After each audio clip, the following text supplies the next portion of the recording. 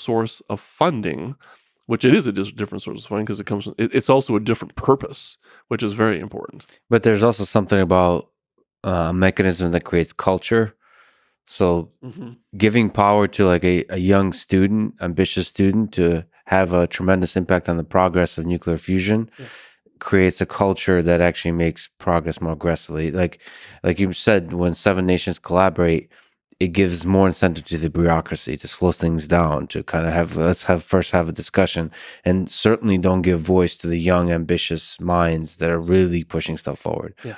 And there's something about like the private sector that rewards, encourages, inspires young minds to say in the most beautiful of ways "f you" to the the boss. Yeah, and just we'll make it faster, we'll make it simpler, we'll make it better, we'll make it cheaper. Yeah, and sometimes that brashness doesn't bear out. That's an aspect that you just take a different risk profile as well too. But you're right. It's this, of the.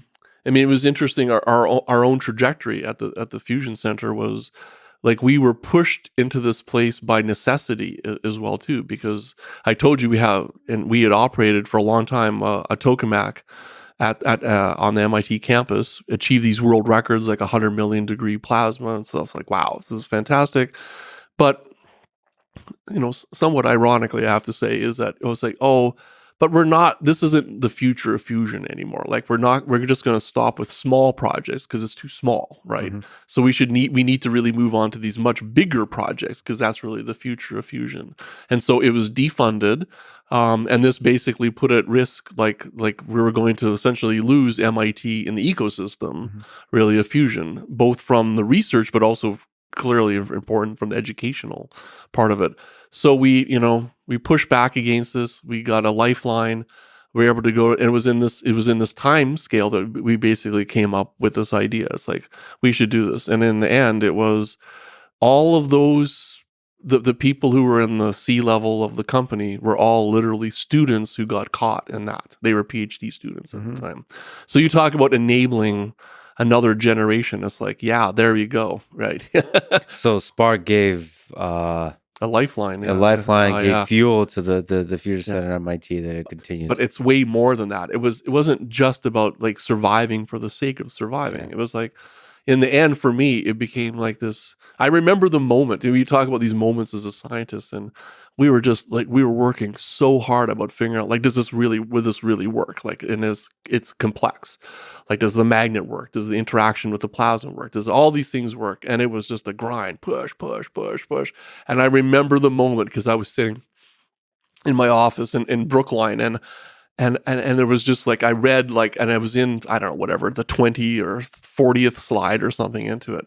And it was sort of that moment, like it just came together. And I couldn't even sit down because all it was just like, my wife was like, why are you walking around the apartment like this? Like, I just couldn't, I said, it's going to work.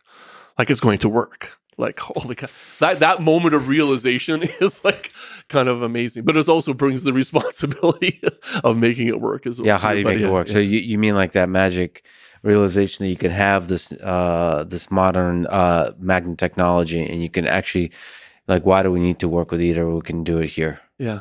But it's interesting that ITER is that one of the reasons that we started with a group of 6 of us at MIT, and then once we got some funding through the establishment of the company, it became a slightly larger. But in the end, we had a rather small team. Like, this was like a team of order of like 20 to 25 people design Spark in like about 2 years, right? How does that happen? Well, we're clever, but you have to give ITER its due here as well too. That, again, this is an aspect always of the bootstrap up. Like, I go back to the Human Genome Project. So modern day genomics would not be possible without the underlying basis that came from setting that up. It had to be there. It had to be curiosity-driven public program. It's the same with ITER. But because we had the tools that were there to understand ITER, we also had the tools to understand Spark. So we parlayed those in an extremely powerful way to be able to tell us about what was going to happen. So these things are never simple, right? It's like people look at this, go, oh, this means we should we really have a public-based program about fusion, or should we have it all in the private? It's like, no, the answer is neither way, because in all these complex technologies, you have to keep pushing on all the fronts to actually get it there. So the natural question when people hear breakthrough with the inertial confinement, with the magnetic confinement is, so when will we have commercial Yeah.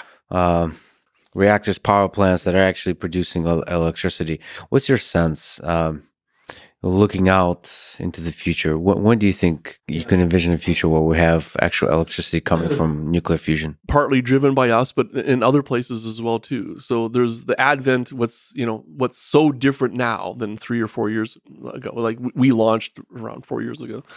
What's so different now is the advent of a very nascent but seemingly robust, like, commercial fusion, endeavor.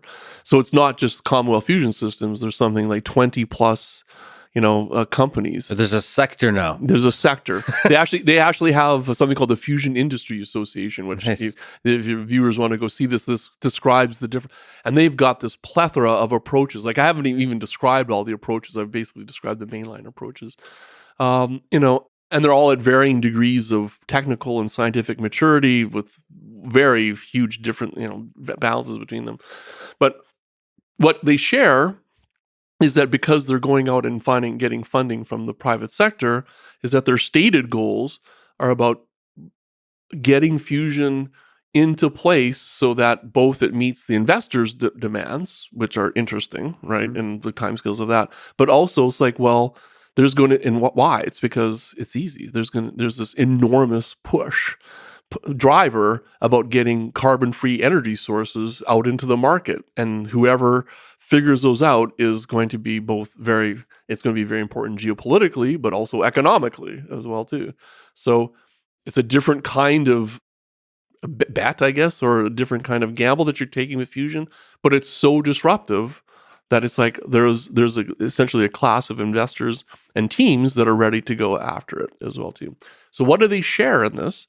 They typically share getting after fusion on a timescale so that could it have any relevance towards climate change, battling climate change. And I would say this is difficult, but it's fairly easy because it's math. So what you do is you actually go to some target like 2050 or 2060, something like this, and say, I want to be blank percent of the world's market of electricity or something like that.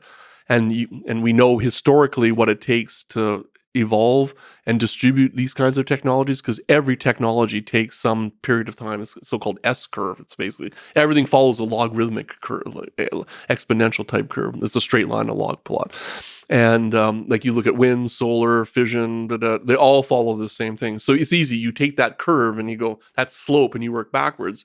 And you go, if you don't start in the early 2030s, like, it's not going to have